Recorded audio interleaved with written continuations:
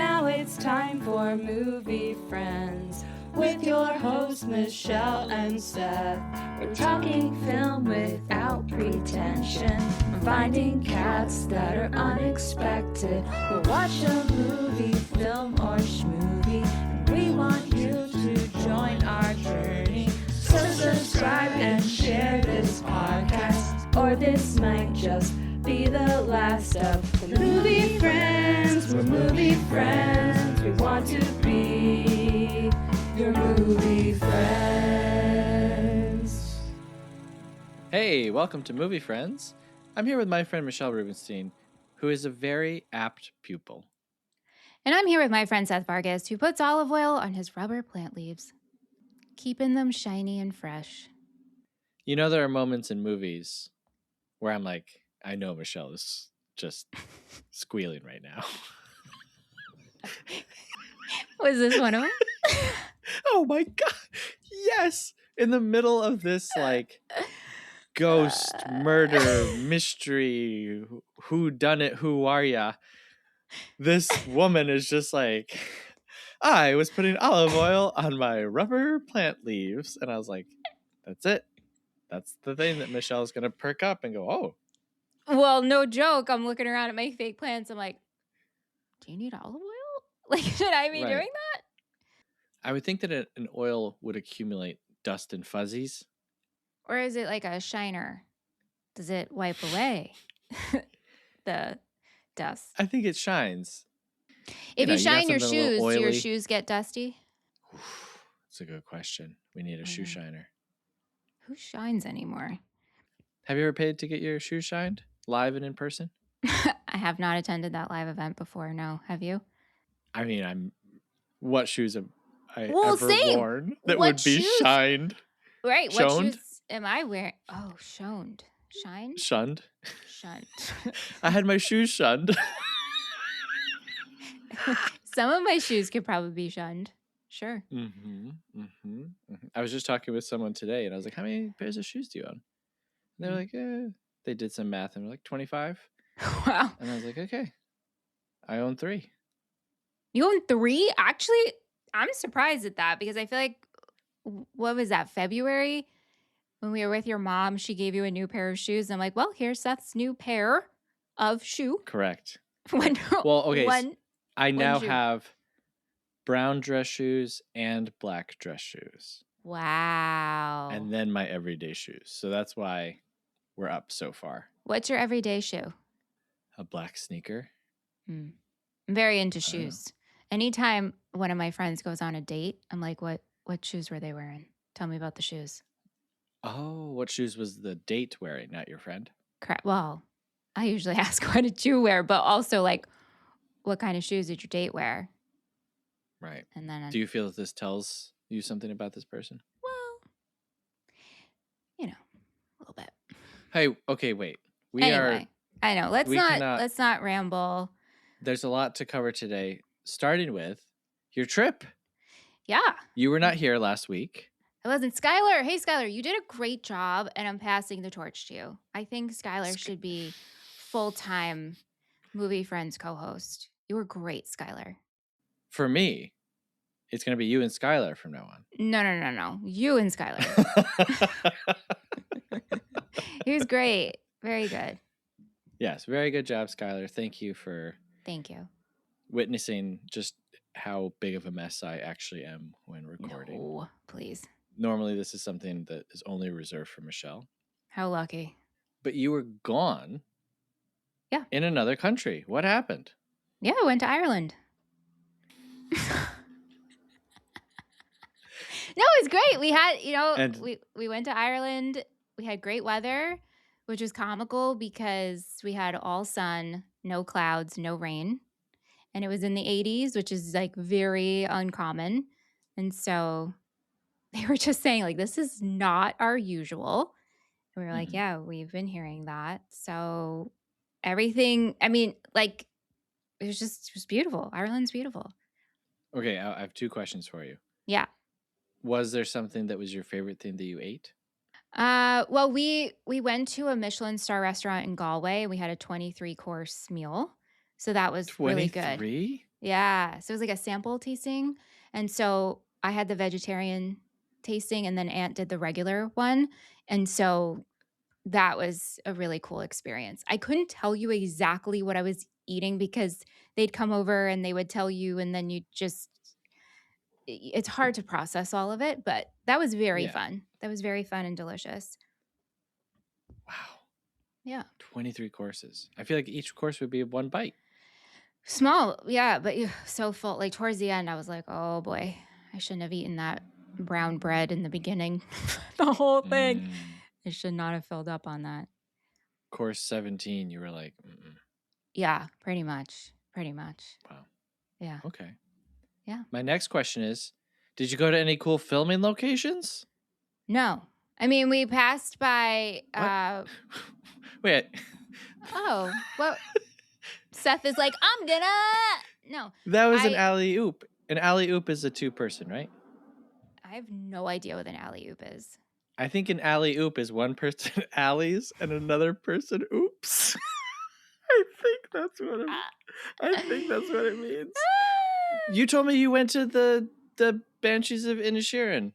We were on the island that it was filmed on. Did I go to the exact spot? No, we went to the Aran Islands, and so the main one is where that movie was filmed. And then we went to the Connemara region, which is like a famous John Wayne movie that takes place on like one of the bridges. I couldn't tell you what movie it was, but we were in that region and we passed it. And they're like, oh, there's the bridge. And then like the little house where he like carries someone in his arms. Beautiful region, though. Beautiful region. Not a John Wayne nut, so I'm not sure. Yeah. Well, we're all glad to have you back. I'm sure. And by I'm sure my absence was just, 1 week. My God.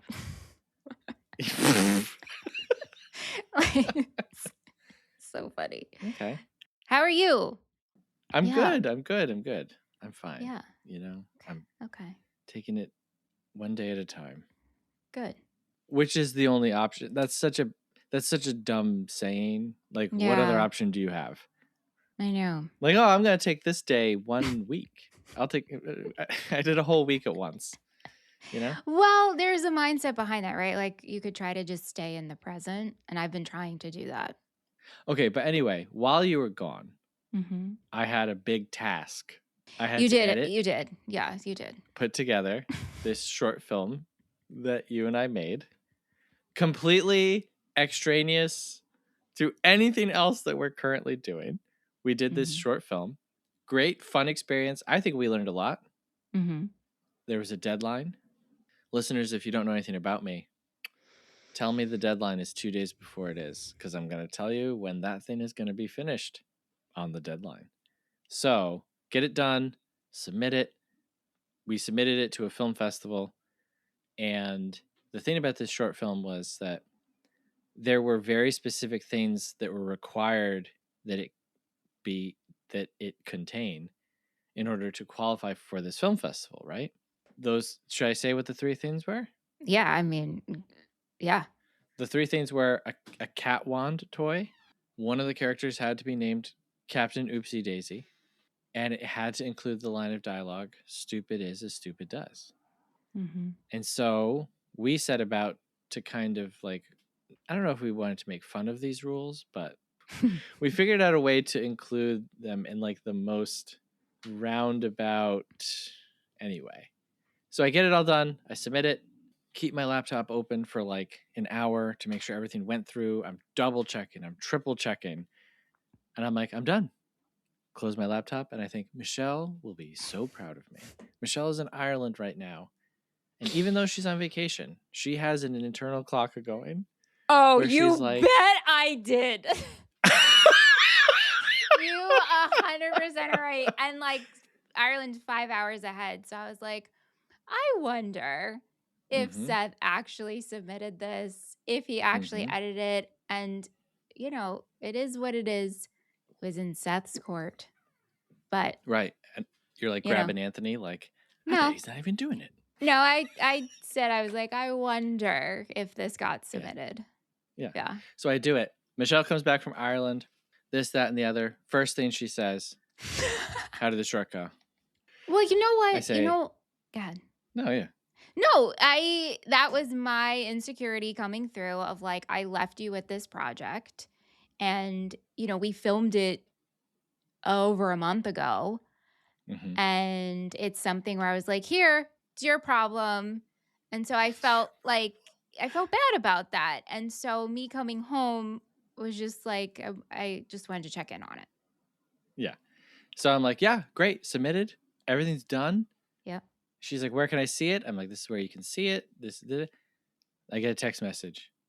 Why did you withdraw the short film? And I was like, and I just like my world stopped. Yeah. And I was like, I did something wrong. I can't believe I did something wrong. Come to find out, listeners, they canceled the film festival. Which was in the inbox. Mm-hmm. So, yeah. LOL. And then they reached out to us and they said, hey, we did like your short film. But yeah, we had to cancel. So something like, we hope you keep making things. Yeah, keep making I films. don't even know. And I was like, oh, yeah, sure. Yeah, right. So I just thought that was a great, fantastic ending. Like, I love that. I love that ending to this story. Mm-hmm. Yeah, me too. I have no regrets. Do you? No, but I also didn't edit it. So at the final hour, because I was like, when did he submit this? Oh, yes, he submitted it on the day it had to be submitted. So I was like, but he'll get it done. Seth will always get it done. I will get it done. You will get it done. But tell me the day before. Yeah. Well, right. No. Right. Tell me that it's actually due a day before. Yeah. But you always do. But yeah, so speaking of submitting things. Wait. Oh. Hold on. Yeah. So yeah, there's this 3-minute short. I guess we'll upload it to Patreon, right? Yes, that's gonna live on Patreon, I think. Why not? Someone should see it. Yeah. Silly. Is our basketball short up there? I mean, the whole just as part of our Space Jam live show? Yeah. Yeah, the whole Space Jam live show is up there. You could just watch the first, 6 minutes of that if you want to see that. To intro our Space Jam live show, we made a video that parodies the opening of Space Jam where Michael Jordan is talking with his dad. Mm-hmm. And so it's Michelle coming to me on a basketball court and trying to get me hyped up. And each time I shoot the basket to say what I want, I miss the ball. And then towards the end, I run and kind of slide over the hood of her car, but really I just flop on it and roll. Yeah. It's great. It's a lot of fun. It is. Anyway, speaking of submitting things that are a lot of fun, did we get any new reviews this week? We did. The title is Movie Friends. 5 stars from James Bramble. I look forward to the new episode each week. Michelle and Seth are extremely likable hosts who have unique ways of looking at movies. I've discovered several great movies that were not originally on my radar because of this podcast. Wow. And that's number 70. We are out of the 60s. Yay. Hooray. And this is our best 71. Friend, James. No, I'm just kidding. Oh my God, it's James. Yes. James, here comes your James, song. James, you're our best friend James, now. James. Wow. So thank you, James. Hey, if you are listening, wherever you're listening, if your podcast player allows for reviews or ratings or comments, we are begging you. Okay. Would you get down on your hands and knees? I am. They just can't see me right now. Right. Oh, sorry. I meant Michelle and I are on our hands and knees right now. Please, folks. Please. It takes 10 seconds. I think you should. Come on. You should insert Sarah McLachlan music during this time. With just 10 seconds of your time, you can change the life of 1 or 2 Movie Friends podcast hosts. Okay, we're going a little long in the tooth here in this intro. Maybe I'm purposefully avoiding getting to today's movie. Oh. I don't know. I don't either. What an opener. But Today, we are talking about Vertigo from 1958. This is directed by Alfred Hitchcock, written by Alec Koppel and Samuel A. Taylor, edited by George Tomasini, cinematography by Robert Burks, composed by Bernard Herrmann, costume design for the last time this month, but hopefully not for the last time on this show.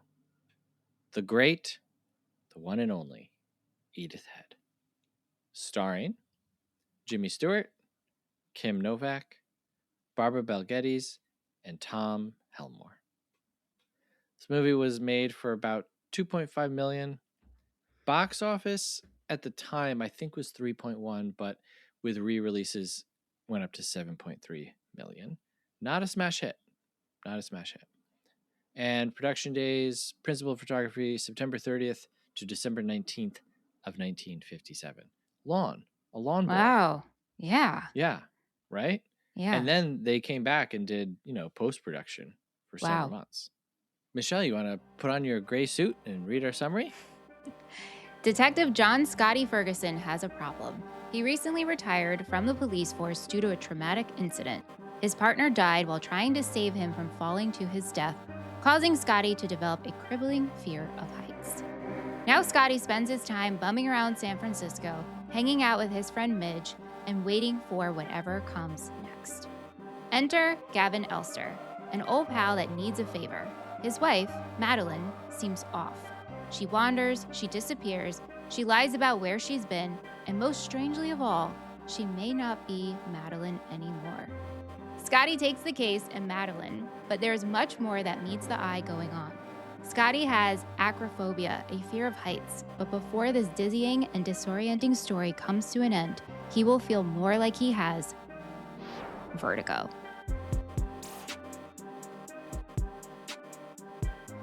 Hey, do you have, you ever get vertigo? No. Thank goodness. Have you? I have. I can't remember. It was definitely while we were doing this show, and I definitely talked about it on one of the intros. Yeah. It is unreal how disorienting and strange it is.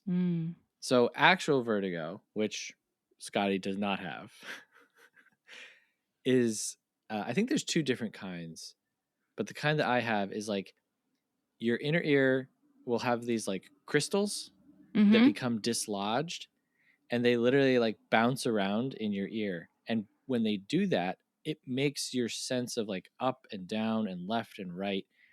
It's like you're suddenly like floating in space and you're kind of like spinning.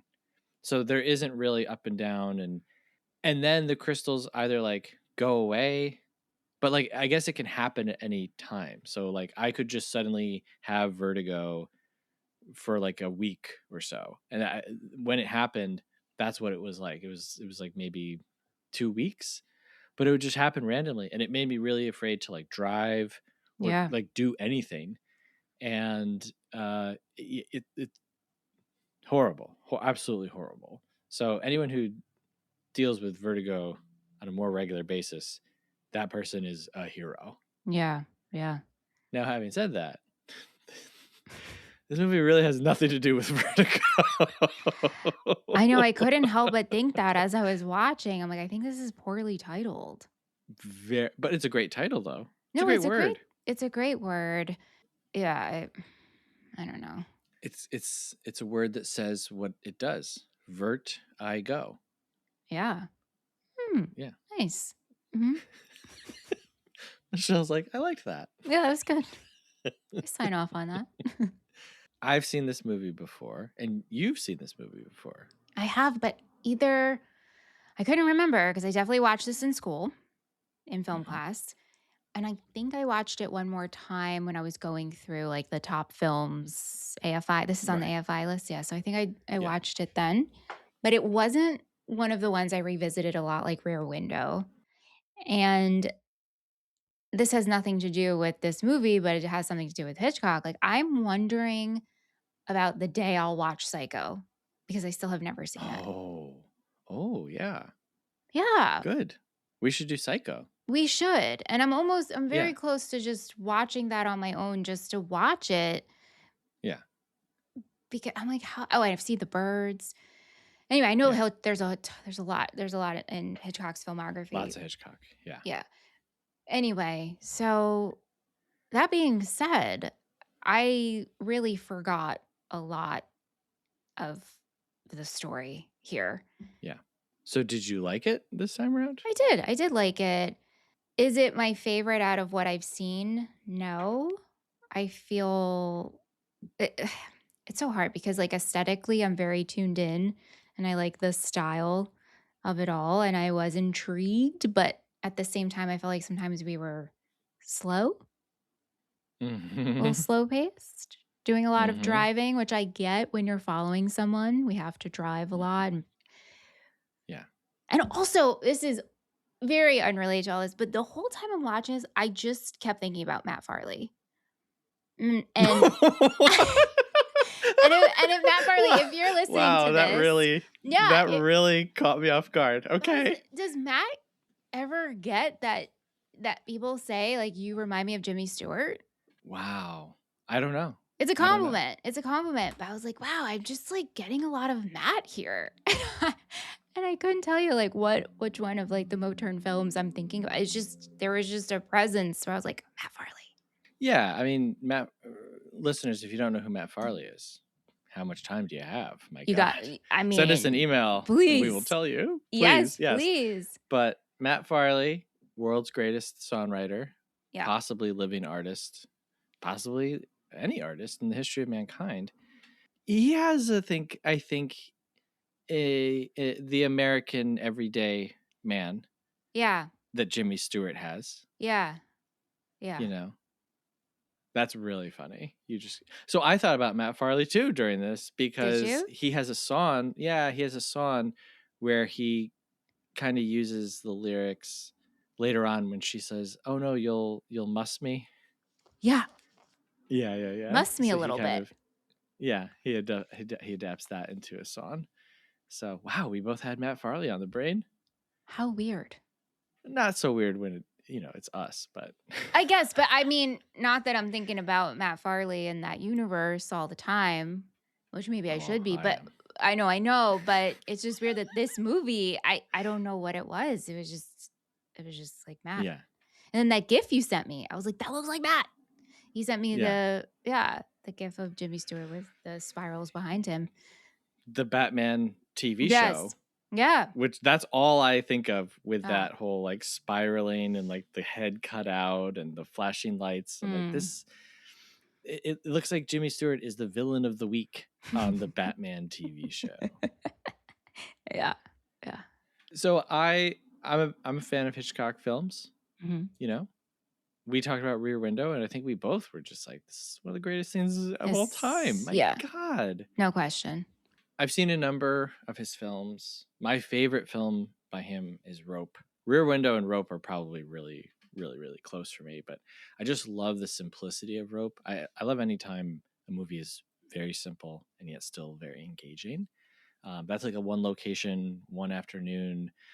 A lot of the stuff is simulated to be like one shot, like one take. Really, really good. And also starring Jimmy Stewart in a very different role than he's doing here. In a quick look, I've seen probably like 15 of his films or something, which is, not all of them, but pretty good sense of who this guy is. Gotta tell you, this time around, I hated this movie.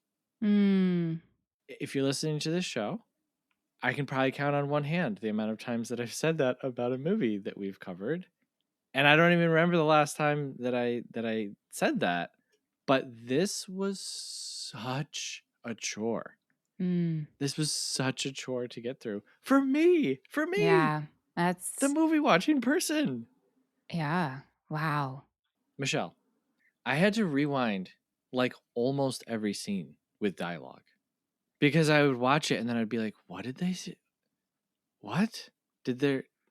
What is like just something came over me and I was like, I hate this movie so much. Yeah. Wow. Wow. And I agree. Like it looks fine. I just found like nothing here. And when we get to the big twist, I was like, okay, that's so convoluted. Like, this guy wants to kill his wife. And But so we don't he's know like, why, I will right? frame my old. Well, why does any man want to kill his wife? Hitchcock doesn't care about those things. I know, it's We true. accept this as a It's given. totally Like, right. you know, why does what's his name in Rear Window want to kill his wife? You know, Yeah, like, right. Yeah. well, actually, I think they do explain that, but women are going to be killed in a Hitchcock movie. Correct. Yeah. So, but it's just so convoluted of like, I'm going to find this woman who looks exactly like her. I'm going to get my friend who has this crippling fear of heights. It's so specific that I just was completely out of it. Like, I feel like a good twist is when it's there in front of you the whole time. This, how could you have known this? Yeah. Yeah. I mean, okay. I don't think we should, well, I don't know if we should jump to the end, but did you feel that was shocking? Well, When I she already knew the jumps. end. So, like, oh, the end? The end. Oh, we have to hold off on that. Sorry. Okay, but okay. Again, if you listen to the show for the first time or you only caught a few episodes, I'm about to be nowhere near what I normally like. I'm putting on my hater hat. I apologize. This dude is at the scene of the crime. He actually commits the crime. He breaks her neck and then throws her dead body out the window. Why did you need the fake woman and this guy? You already got away from the scene of the crime with no one noticing you. Just say, oh, she jumped.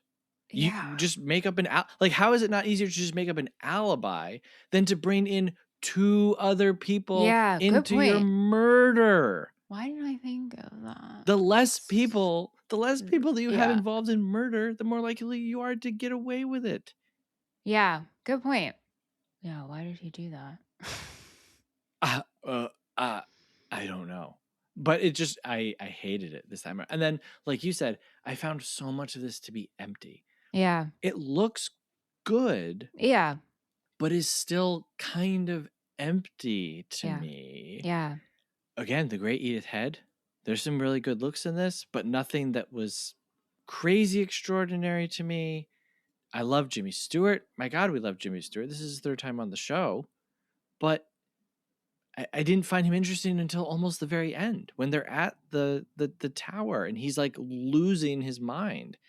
And then I was like, yes, finally, this is something. My God, what did I just sit through? Yeah. Oh, and then for this to be at a time, considered better than Citizen Kane as one of the best, like this is the best movie of all time, which we just covered Citizen Kane.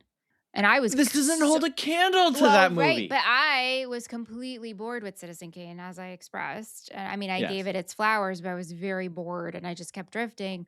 And I think, on a surface level, I just like looking at the style of Vertigo, overlooking at Citizen Kane. I mean, I'm just gonna put it as dumb as that. Sure. But I agree with you. I mean, story-wise, it was very slow. I'm like, it's just drawn out, and. Mm-hmm. Like Jimmy Stewart's character, I mean, maybe he's not supposed to be likable. He's just like a dick. Yes. And yes, like I want to make it very, very clear that we are not like, we don't like this guy, therefore the movie's bad. No, you no, can no, watch a great movie about a guy who sucks. Oh, totally. Guy who sucks is a category of movie. Uncut Gems, fantastic movie about a guy who sucks. This is just, oh my goodness, I just found so little to grab onto. But there was one shining light in the midst of it. Oh, well, before I get to my shining light, I wanted to say, if you're a fan of this show, I'm going to say something that will make you understand how I feel about this movie. Are you ready, Michelle? I texted you and said I have a shocking. Oh, is this what's coming? Great. Yes, please. This is my Tampopo. Wow. No way, dude. No way. Yes. No. Yes. I actually refuse to accept that. So why? no way, Why? man. No. It's just, I mean, I should not negate your feelings. I keep saying this. I react and then I say, I'm not trying to discredit how you're feeling, but also, no, Right. But you disagree. I disagree. Well, okay. If you're not a longtime listener, I was so happy and eager to present Michelle with Tampopo, a movie that I find to be incredible and delightful. And she was like, this is the worst thing that I've ever seen. Not quite that far, but it was like, she hated it. I hated it. I hate this. I think the same or the equivalent would be like if I came to you and was like so excited for you to watch something and you were like, I hate this. You've seen Vertigo before. So it's just on your second watch and like time passing and reflection. You're like, I actually don't like this. Yeah. Yeah. Okay. In that way, it's not Tampopo, but I'm just saying, if you and me right now were like picking two of our least favorite movies we've ever done. You dislike this more than Shrek. Yes. Wow. That's all you had to say. That's all you had to say. Like at this point, I would rather watch Shrek than this. Even though I really despise that film, there's things happening. Like I've never called Shrek boring. I don't think that Shrek is a boring film. I think that this is a boring film. Yeah. I mean, it is boring. It is boring. Yeah. Now, before you all freak out, I get it. I get the voyeurism thing. I get how this relates to the inherent voyeurism of watching films, of creating a character to recreate a feeling that you once had. I understand all of that. The danger of sentiment, of nostalgia, of I understand all that. I just wrote for friend of the show, Nasha, has a new site called Movie of the Month, and she's asked people to recommend different movies, and I've been using this as an excuse to recommend movies that like people haven't seen. And so literally like 2 days ago, I just wrote a brief little thing on a film called Variety, directed by Betty Gordon. And it does this idea so much better. It is a female protagonist and a female director. And I got to tell you, it's so much more interesting. It is so much more interesting to explore voyeurism and obsession through that lens than through this one. Like oh my God. Yeah. Anyway, sorry. I'm getting really worked up. What year did that come out? Like Vertigo, 1983. And so this is based off a book adapted from. Yes. I don't know the book. I don't know how closely this is, related to or not. Yeah. I don't know if reading it, you get a different experience. Like, I wonder if reading this story is better than watching this being played out. It's possible. Did you connect with or were you interested in the ghost part of this? Yes, but like not enough. So you were not convinced that this was a ghost story? No. Okay. That part, again, like that felt, I'm not going to have very many positive things to say this episode. I really apologize. I hate talking about movies that I don't like, and I did not intend on doing this. Also, we should say that this was the patron voted episode this month. And so I'm so sorry. I'm so sorry to you guys. I love you more than my children. And I wish that I liked this movie more, but I didn't this time around. So I apologize. Our patron Nick nominated this one. Nick, I just want you to picture me giving you the biggest hug in the world right now. Okay. Yeah, but this is like one of Hitchcock's biggest ones, so right. I think it's good they that don't we need covered for me it. To like this. No, I think it's good we still covered it, but yeah, it's just not our fave. It's just not our fave. And I think it's good too because of what you mentioned earlier about this topping the Sight and Sound list at one point. Yeah. And still being one of the most critically acclaimed movies of all time. And it's like, just watch any other Hitchcock. I can't imagine watching Rear Window and then this and being like, oh yeah, Vertigo's better. Or watching Rope or even the Frenzy, birds. even. I like, really enjoyed the birds, God, and yes. the birds actually legitimately scared me, like creeped me Yes. out. And anytime there Yes. were, a flock on my on my lawn, I was like, oh my God. I mean, that was really good. There's so much like happenstance. Yeah. He gets out of the rehab center and he sees her car. And then he goes to the museum and it's like, here's this person who looks exactly like her. He goes to the restaurant. He goes to the hotel and oh, there she is. I know. Why is she in the same place? I know. So this guy, this murderer's husband, was like, all right, we pulled it off. Here's your money. Here's your necklace. You should probably just go home. Well, to her, right, like, why would she stay in the hotel? She just dyed her hair. She just went back to her normal hair color or whatever. Hiding in plain sight. I mean, yeah. And then I'm like trying to think, like, would I fall for this guy? Scotty? Right. Like if I was playing Madeline, right? Mm-hmm. And he rescues me after I fall into the bay and I'm playing this whole role and I'm supposed to be married, quote unquote, because that's my role. Like, would I don't know. I just didn't find like the love connection believable, or maybe I just didn't relate to it. I didn't find it romantic. And then she, when she writes the letter and we get the reveal of what she's doing and she's just going to do it for him but I also at the same time get the whole, why can't I just be accepted for me? Like, why are people in Hollywood trying to morph me into something, which is what, Kim Novak went through in real life. So I got that. Like, she was the best part of this movie. Yeah. And I like Midge too. I mean, please. Justice for Midge. Like, Midge, please leave Scotty and just Midge don't. is going to have her own segment on this episode. Okay, as she should. I mean, hopefully it's positive because I'll stick up for Midge. Yeah. Okay. But no, Kim Novak, dual roles. It's great. Yeah. She looks very good. different. She acts very, very She does. different. Yeah. The only thing that I would say about the attraction between the two of them is that she knows she's being followed by this person. Yeah. In the play that she is putting forth, yes, they meet when he saves her from the water, but she's in on the plan. And so she's aware, like, this person is watching me.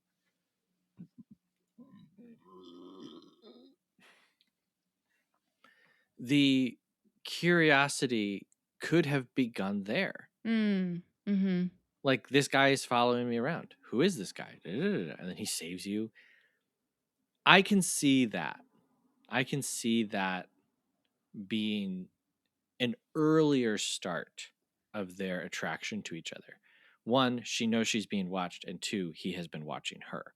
So it's not like someone who just walked up and saw someone jump in the river and then you save him. Totally. And an hour later, you're like, I love you. Yeah. But it is like, it's a little unbelievable. But hey, look, people fall in love in movies all the time. Mm-hmm. Okay? It's a movie. True. It's a romance movie. Fine. Right. Fine. And I also should say that, like, I do like this movie once there's so much tension in it. I think it's boring tension for the most part, but there's so much tension building. She's wearing the shoes. She's submitting to get her hair colored. She's doing the walk. And then when you get to, they arrive at the tower and all of that just boils over. I love that. Well, it just takes so incredibly long to get there. Yeah. I mean, it starts with the necklace. And that's what the trigger part. So once we get to the necklace, like just a little bit before that, yes, then we're picking up. Right. Things are ramping up. And I think that Scotty does reveal himself to be absolutely insane. Like, I think by the end, Scotty is the bad guy. Mm-hmm. And I don't know that bad guy was in him all along. He has been through legitimately insane, like, personality breaking events. Yeah. When the movie starts, because it just starts and like 30 seconds in, Jimmy Stewart's hanging from a gutter. I was like, wait, is this a dream? Yeah. Like, the movie can't start here. And then I was like, oh, it does. That's right. And then his partner falls to his death, and you see it, and he sees it. That alone would be something that would alter your personality. Then he falls in love with Madeline. He watches her body. My God. Yeah. When you see her body go by the window, were you shocked? I was shocked. I was shocked at that. I mean, I gasped, but mouth. Yes. I can't believe we're actually seeing the body fall, and then we see the body on the surface. Mm-hmm. Mm-hmm. Yeah. So he goes through that. Then he goes through this insane tribunal. What was that? Yeah. Why were they doing like a judge and jury thing in like an empty classroom? Yeah, that was strange. It was very strange. Right? I mean, didn't it look like an abandoned factory somewhere? I was like, this is not court. I don't understand. It's like under the table court. What is this? Right. Weird. Right. What is happening? So he goes through all that, and then he sees her again, and he's unable to speak. And so I get why he's pushed to this. I don't think that Scotty started out the movie an evil person, but I do think that by the end of it, he has been driven to this point of like absolute mania. Now, when we're there, do you think that he truly is just like, I am doing this to overcome my fear. Her and I are going to go down from the tower and we will be together? Or do you think he's like up there to kill her? I don't think he's up there to kill her. But I think he's just, no, I mean, I think he's trying to face his fear. He just is doing it in a really intense manner. Her jumping, though, can we talk about that? Or we have to wait? Let me just respond to your first point first, because I'm going to go off. Yes, it's like a man who's had everything taken from him being like, I am taking control of my life. Mm-hmm. Like I have figured it out. I was made to be a fool. I was made a fool of, but now I've figured it out. I put all the pieces together. I've worked my way back to being a detective, this thing that I gave up, and I was accused. I mean, that tribunal is like humiliating and insane the way that they, oh my God. And so it's like, he is going to take back his life by any means necessary. It just so happens that he's doing it in an incredibly psychotic and scary and dangerous way. And I do not condone of it. I just got to tell you. Okay. Yes, please. The ending. Did you remember this ending? I didn't remember this ending. So then that's also like, which parts did we remember? We remember the vertigo effect. And I remember the opening sequence.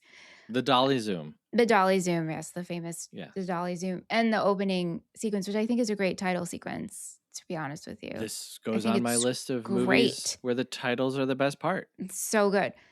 But yeah, so she jumps.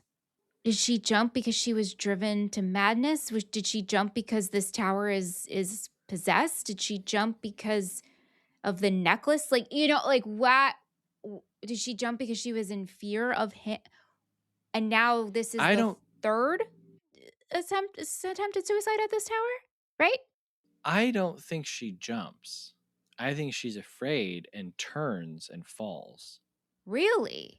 I should rewatch. When she was at the tower. So this is like the worst case of exposure therapy ever, Right. Like, yes. Both of them are literally going back and reliving this moment a second time. Yeah. But with context. So it's like watching a movie and then putting on the director's commentary, right? Yep. When it happened the first time, there was someone there in the shadows. Mm-hmm. Gavin Elster. And so this time around, when she's going through all this and reliving it, and she's back in the clothes and the hair, she's back in character. Yeah.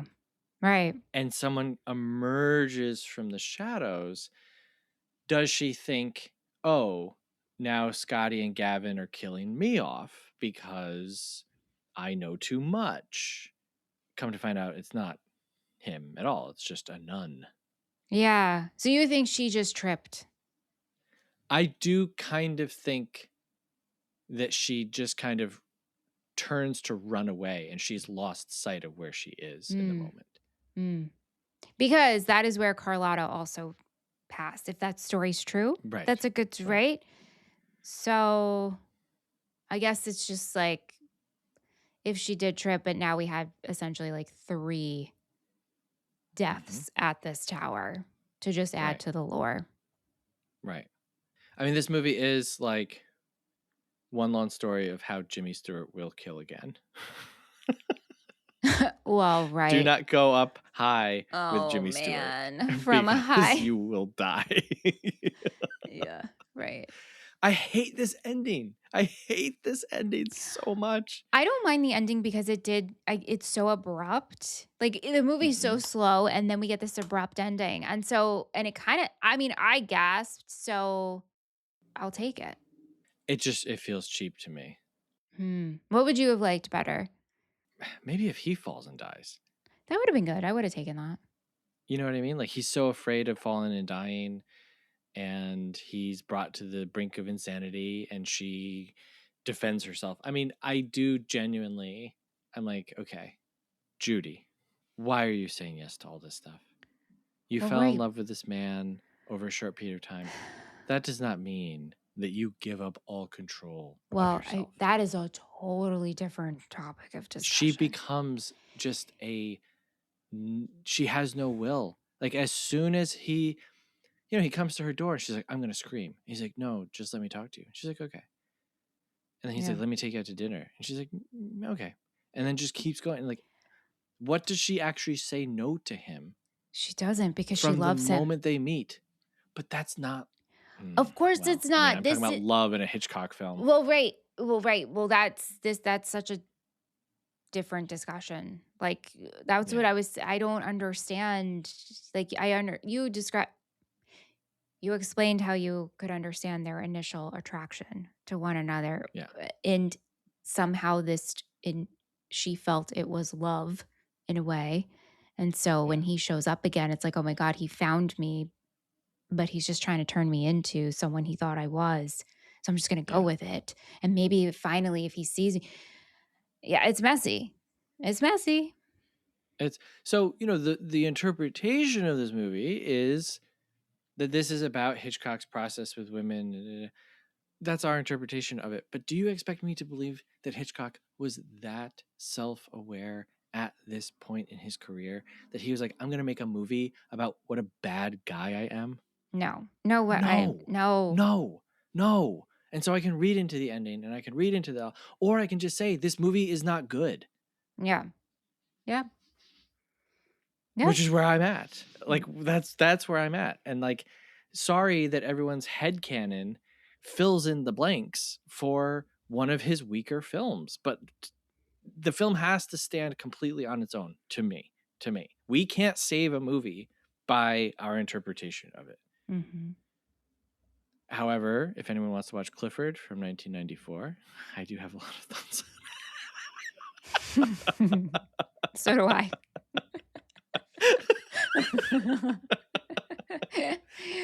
Oh my gosh. Okay. All right. Jimmy Stewart, we love him. You didn't love him here, though. No, he did a good job acting as who he was acting as. It's just I didn't enjoy him. I just didn't like this character, which maybe we're just not supposed to like. I think he did a good acting job, though. So this is 4 years after Rear Window. Okay. The boys are back together, making another movie. And when we start with Jimmy Stewart, he is sitting by a window. Yeah. In a chair. Yeah. With a cane and a corset on because he's injured. Right. Not when we start. We start with him on the roof, but like.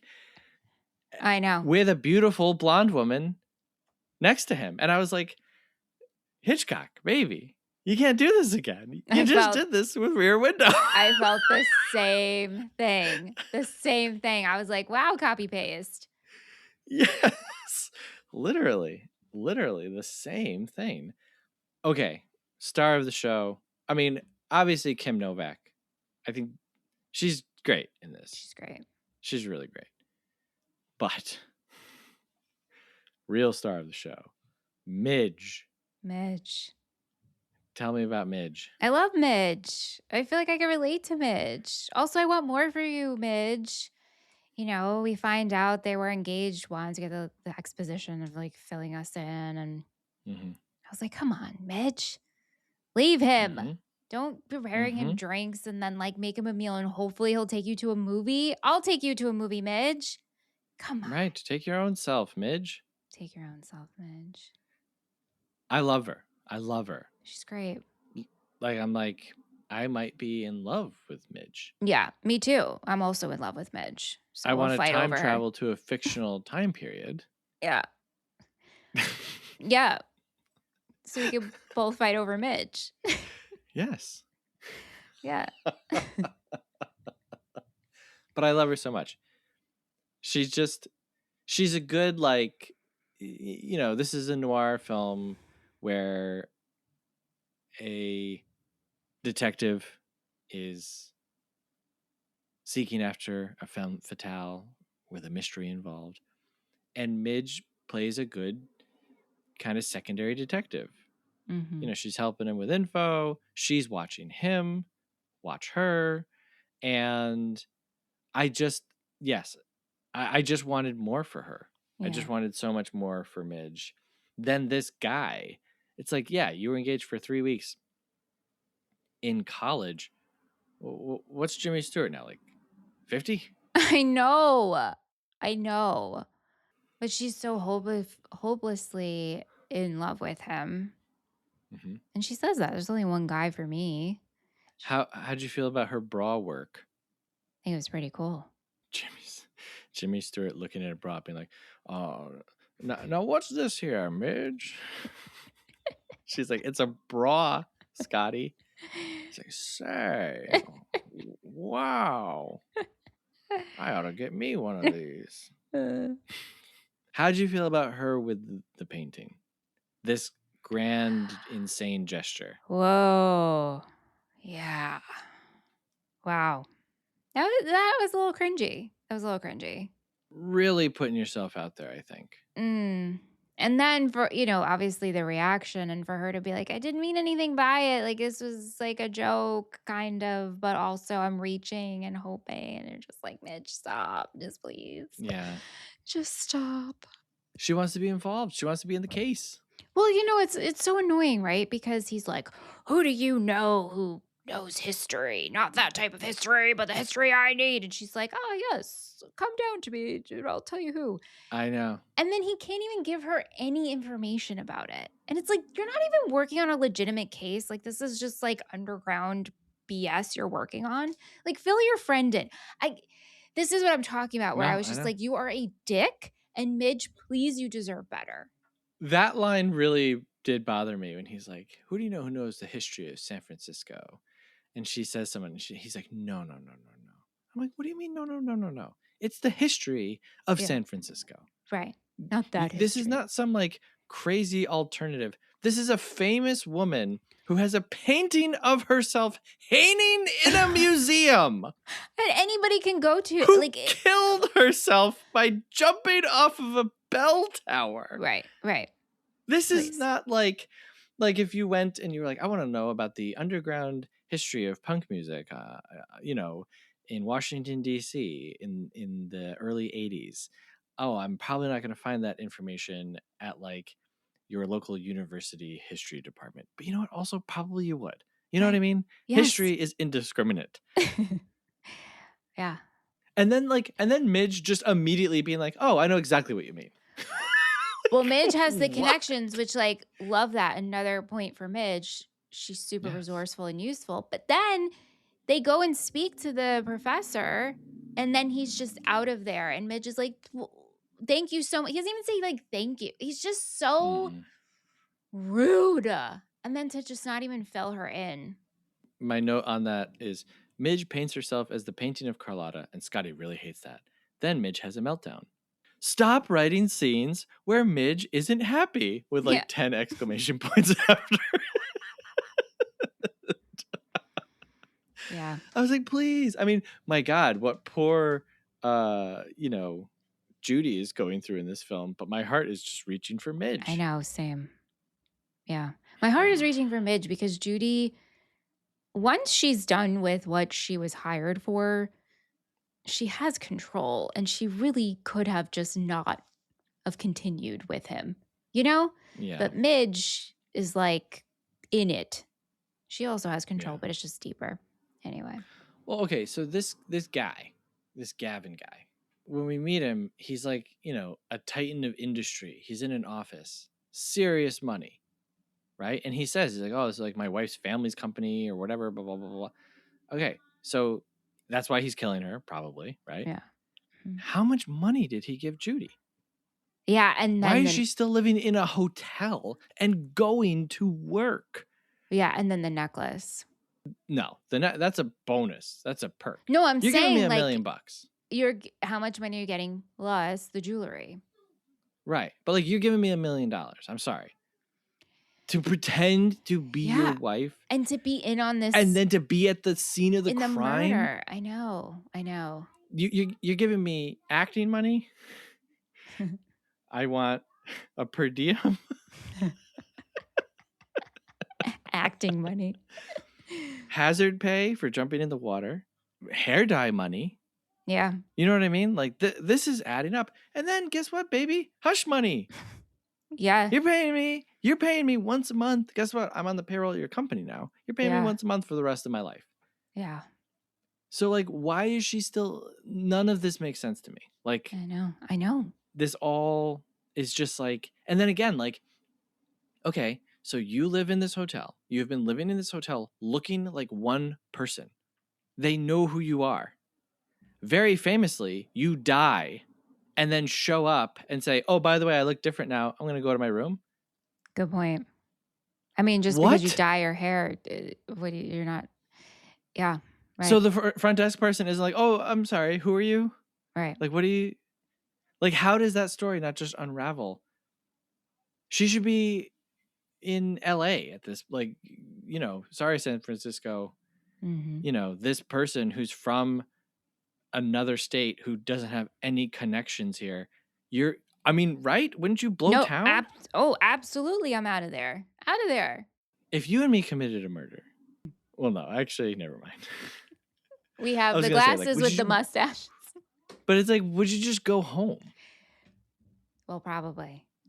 Well, it depends. Right. I mean, what kind of murder? Like where we better? What kind of murder? We have to probably continue life as normal. No one's hiring us. It's crazy. Yeah. I did want to ask you about Kim Novak's eyebrows. You are obsessed with the length of eyebrows because you brought this up during Moulin Rouge with Nicole Kidman. I did. Kim Novak's eyebrows as Judy. Yeah. You did not notice this at all. I mean, I know it, but I'm fine with it. Okay. All right. Should we give you the title of High on the Eyebrow? We need something better than that, but you can be our eyebrow guy on this show. Eyebrow expert? Yeah. The brow bro? There you go. There it is. The brow bro. Here comes Seth's brow bro part. Brow bro report. Can you imagine going to a store where they model the clothes for you? Wow. Can you imagine? Maybe you can't, but your husband, partner, male figure telling you which outfit you have to wear and what you like. Oh, the man knows what he likes. And you saying, I don't really like that color. No, it has to be the gray suit. Very odd. Wow. And again, like this is where it's starting to get good to me. Yeah. Like Scotty is slipping. Yeah. He is no longer just like, hi, they call me Scotty, even though my name has nothing to do with that. I'm nice guy Jimmy Stewart. Nothing to fear here. And then he's like an absolute psycho perv sitting next to Kim Novak being like, no, that's not the right suit. Yeah. Like a serial killer. Like, oh my God. Right. So yeah, that's when it starts to get good now. To me. All right, before we move on, ghost stories. How do you feel about ghost stories? I like to hear them, but they do creep me out. Mm-hmm. And so when 2 years ago, when we went to Williamsburg, Virginia, and we stayed there, we went on a ghost tour, and then like I couldn't sleep because I was like, oh my God, I pretty much like held on to Aunt the entire night because I was so freaked out. And I was like, I'm pretty like ghosts are just going to appear. Ghosts are just going to appear. We've talked about this. I'm pretty sure I've shared this experience. Oh, we've talked about ghosts. I mean, yeah, many times. So it's we always say we'll haunt you. Yes, that's right. I think Gavin should have just been like a writer. Like to come up with this story of pulling in a real life historical person in this movie, Carlotta, and being like, my wife, she's crazy. Why not just be like, my wife is cheating on me? I know, because my wife is addicted to drugs and it's causing her to act erratic. Like, this is the most theater kid convolute. Do you know what I'm saying? This is his creative writing exercise. Ghosts into murder. The beyond. Bringing it. My wife is possessed by the spirit of another woman. Yeah. I mean, wow. What a choice! What a choice! Yeah. Like, how do you not like? Okay, so you invite Scotty over to your big office, and you're like, "I got a job for you. My wife is possessed."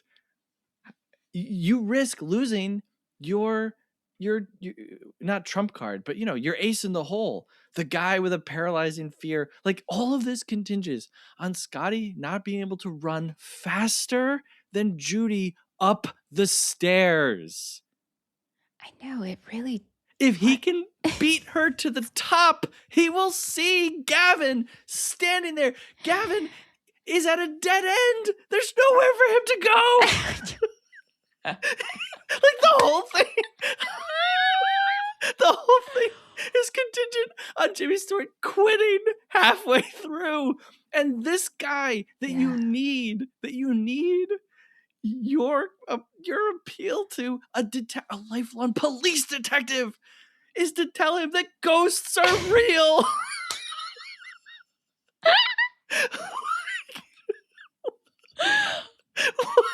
What kind of a plan is this? Michelle, this is a plan that you and I would write. Like, as a joke. Oh my God. I legitimately never thought of it as a creative writing exercise that this guy. Oh my God. Gavin's he's got too much time on his hands. Running this giant like steel mill or whatever it is, not enough. I gotta create fantasies with Jimmy Stewart. But you are so right. Like, why? Like, what was the point of like hiring the person and the Jimmy Stewart? You already have an actress who will do anything you say. Just keep it simple. Keep it simple, stupid. My wife is addicted to, what did they call them back then? Poppers? She's acting irrationally. So you tell Judy, okay, stumble around the museum. You tell Judy, okay, cross the street without looking. Like, do something simple, and then jump off of the thing. Yeah. Or you don't even need to include drugs. My wife is depressed. End of story. She had a breakdown. People have killed themselves since the beginning of time. You don't need a ghost. It is the most superfluous ghost in film history. I'm yelling so much right now. I'm sorry. I know. You're making really good points. Listeners, if you don't normally listen to this show, I am not normally like this. I have been brought to the precipice, much like Scotty. And I've been feeling crazy the last few days, I've wanted to text you so many times and be like, this sucks. I hate this. I hate this movie now. I hate it. And I didn't used to hate it, but I hate it now. And I haven't. I've held off. And so this is me unloading everything now. Get it out. It out. I feel better. Good. Therapy session. This was good. Exposure therapy. Yeah.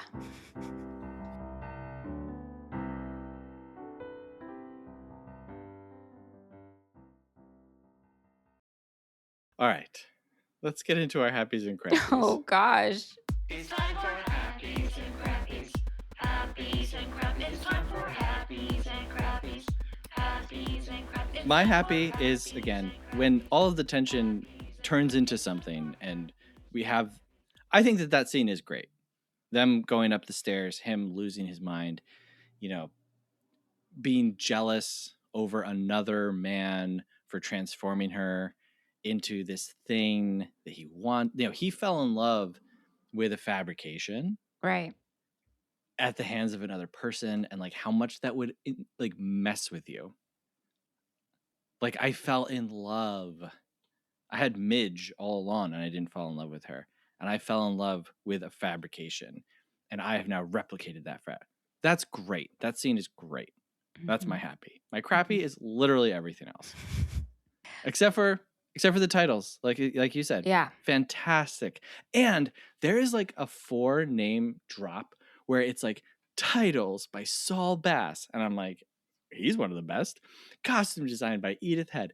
Music by Bernard Herrmann. And it's just like boom, boom, boom, boom. And I was like, oh my God, this movie's going to be so great. And then I was like, oh, oops. All right, what about you? My happy is the title sequence, actually, because I love it so much. My crappy is how slow it felt.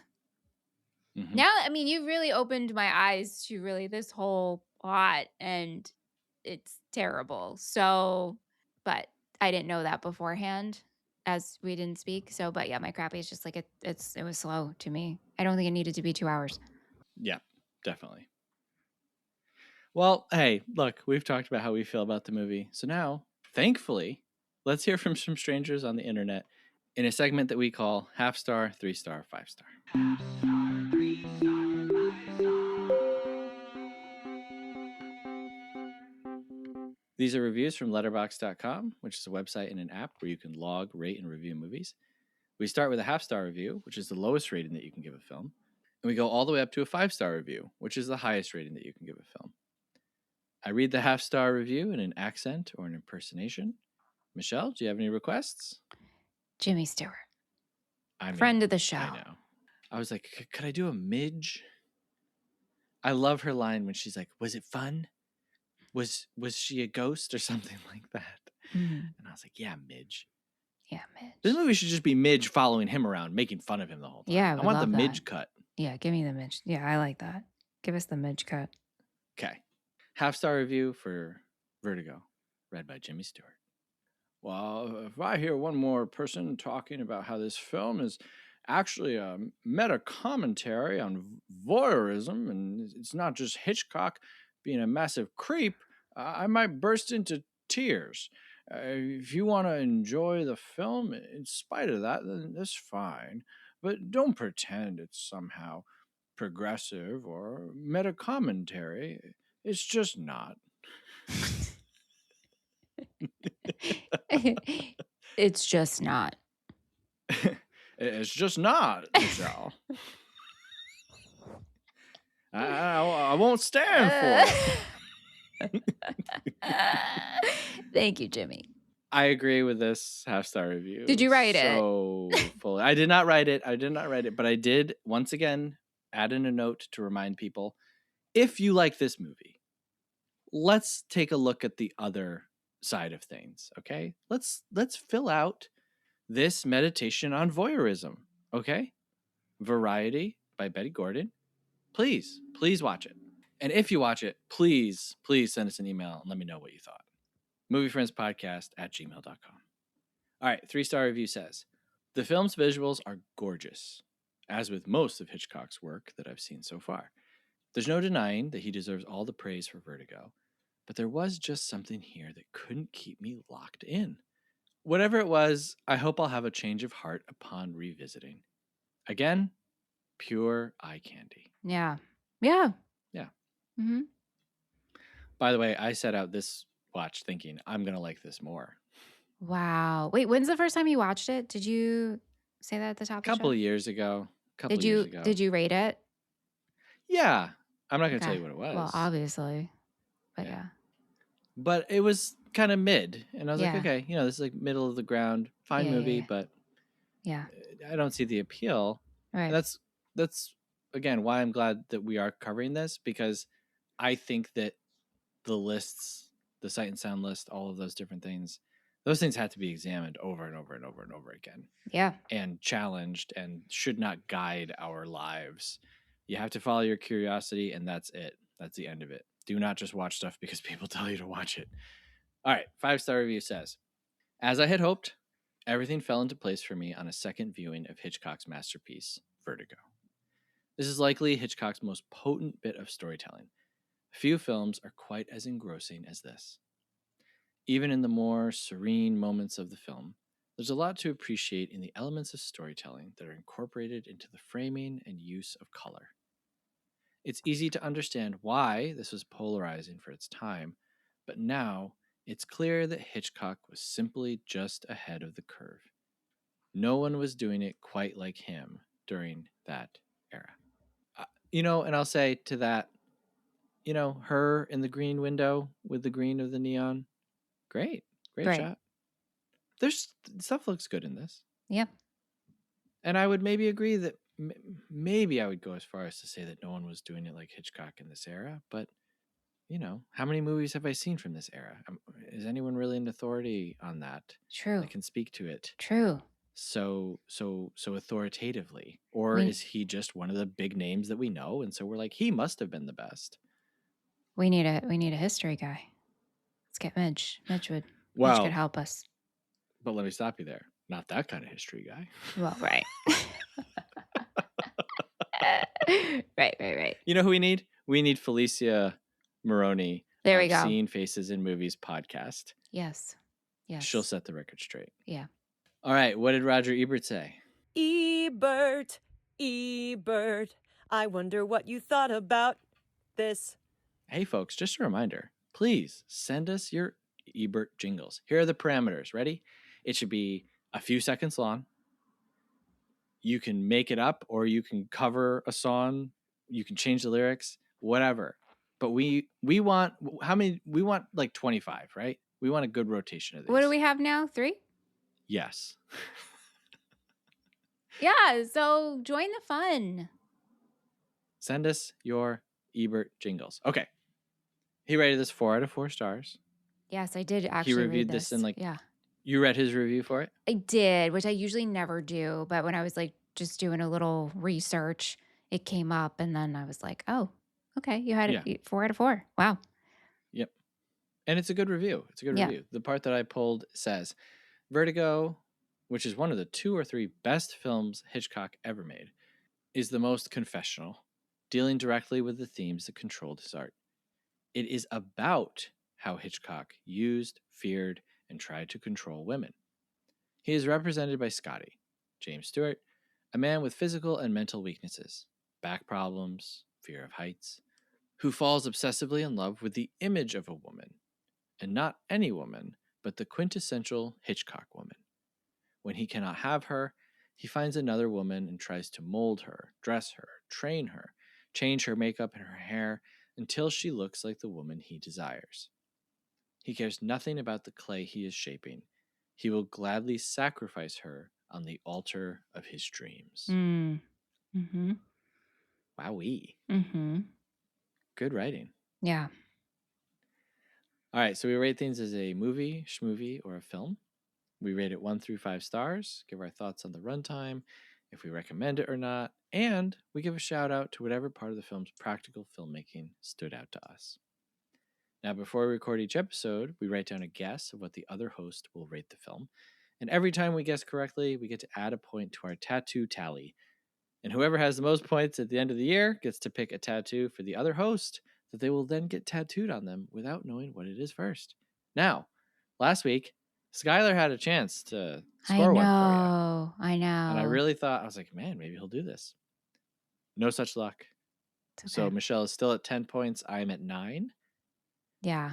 And maybe if you win, maybe you should make me get a Jimmy Stewart, Matt Farley, spinny head tattoo.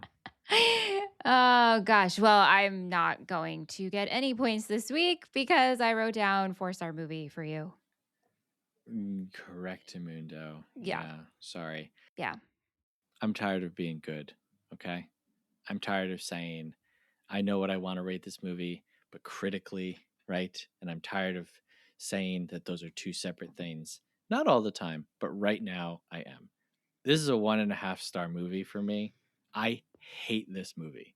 Michelle has her hands to her mouth. She is looking back and forth. Wow. Is this a movie or a film? Or a movie? This is a movie. Okay. Yeah. Yeah. And a bad one. Mm-hmm. So many people are like angry right now. Well, I think the runtime's too long. I think all of this could be just as potent. Take it a little bit out. I recommend this movie. I recommend it. It's one of the ones that you should see. Fine. I don't like it though. As far as practical filmmaking, I do like the dream sequence part of it. I don't know how practical that is, but there's no computers back then, so I think it all falls under that umbrella. And then as far as a favorite costume, I'm just giving it all to Midge. Anything Midge was wearing, that's what I loved. Mm-hmm. Her glasses, her cardigans. Yeah. Okay. Please. Yes. Yeah. Incredible. The most beautiful woman ever. Mm-hmm. Midge. Okay. For you, I'm guessing 4-star movie. Oh, 3.5 movie for me. Okay. Yeah, because it's just like, while aesthetically I was into watching, it was too long for me. It dragged. I will recommend it. I think if you're on a Hitchcock journey, obviously you should watch it and get opinions for yourself. I mean, the Vertigo shot, it is famous for this movie. So yeah, the dolly zoom. We'll give it that. Yeah. And then the outfit Midge was great, but in the beginning, when Scotty starts following Gavin and his wife, she's wearing, Madeline, which is Judy, is wearing that emerald dress in Ernie's. Very beautiful. Just a beautiful dress. So like the red wallpaper with her blonde hair and the green. It's just, yeah, it's really pretty. Hey, if you think we're really pretty and that you like us with red wallpaper. Or green dresses. Or green dresses. We love it if you give us a rating and a review wherever you are listening. Maybe if you didn't love this episode. It's got to be entertaining, right? It's not like you were like, this was boring. No, you gave good points. I mean, you deconstructed the whole plot, which I was like, I never even thought about that. So yeah. All right. Give yourself credit. Then fine. You can rate us and review us based off this episode. Yeah. You can also send us an email, moviefriendspodcast@gmail.com. Let us know what you thought about Vertigo, about Alfred Hitchcock, about Kim Novak, about Midge. Do you put olive oil on your fake plant leaves? You can also support the show, patreon.com/moviefriendspodcast. Look, folks, we are getting close. All right? We've been talking about it for a long time. We're going to start shooting our film soon. And guess what? You're helping fund that, okay?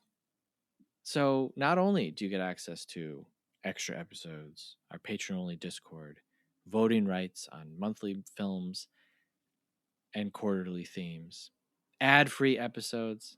Did you hear those ads earlier? Oh my God, that sucked, right? Don't you wish you could hear us without ads? Well, you can. And I've said this before, and I'll say it again. If we get enough people to sign up, there are no more ads, okay? That's a pretty easy thing to get rid of. So, hey, Join your fellow movie lovers. Join your fellow movie friends, okay? Patreon.com/moviefriendspodcast. So not only do you get all those things, but you also get to support the making of, a movie that will invariably be better than this one, I think. Michelle's not so convinced. Okay. Edith Head month is over. What did you think? We kind of stayed in like a time period. I know. And I feel like I didn't really learn much about her, to be honest with you. Well, that's my own fault. That's not, but I will say, right, when we started this journey, I was looking for podcasts about her, and I landed on her episode on Let's Talk to Lucy, which is a Lucille Ball podcast. Lucy had a radio show in 1964 and she had a short season, and she talks to Edith Head. Anyway, that podcast has become my most favorite thing ever. So if it wasn't for Edith Head and this theme, I probably would have not stumbled across this podcast. So thank you, patrons. Thank you, Skylar. Hey, yes, it's a win-win. It is a win-win. Yeah. Yeah. All right. Next week starts August. My God. Yeah. What? Yeah, next week, month, our OC episodes are here. I'm sorry. I'm excited about the OC episodes because this is it, guys. To anybody who listens or have followed our OC journey, it comes to an end in August. Yep. And I'm doing a lot of yelling on those episodes too. Teaser. If you liked a heated Seth, you will love season 4 of the OC 20. It's the most exasperated you've ever seen me, right? Yeah. I have to say, it's probably like my favorite Seth. It's my favorite Seth when you get so enthusiastic, and this was a version of that. Yeah. You're passionate, so it's good. Yeah. Okay, so we're back to no theme in August. Yeah. And also the schedule, we're not really sure of what we're going to be doing because we're figuring it out. We're figuring it out, but we are doing at least one movie. Oh, we are? What are we doing? Okay, well, next week we're continuing our theme this year of picking off big movies that we haven't done yet. And right now out in theaters, there's a movie out by a little guy named Christopher Nolan. It's called that The little Odyssey. Guy. Have you seen it? I did see it. And? Well, I'm doing an episode on it. Oh. I have to listen to it. You don't have to. No, you can talk to me outside of recording time. That's true. Okay. Yeah. I can't say how I felt about the movie because then no one will listen to the episode. That's true. You have to tease people. Yeah. That's true. Even though nobody cares. I mean, like, who's, Yeah. Anyway, we're not talking about The Odyssey next week. We are talking about another film from Nolan, Interstellar. It's from 2014. Again, directed by Christopher Nolan. And it's currently streaming on Hulu and Plex. Michelle, have you seen Interstellar? No, but I know people love this movie, and I've been told to watch this movie. So. All right. We'll see. That's it. We'll see. Yeah. All right. Well, Michelle, I'm glad you're back. Thank you. Thank you very much. Thank you, Seth. And thank you, patrons. This was a fun theme. We got some good stuff in. Absolutely. This was a great month. Yeah. And hey, thank you for listening. And remember, folks, you shouldn't keep souvenirs of a killing. You shouldn't have been that sentimental. Till next week when we're talking about Interstellar, thank you for listening. Have a good one.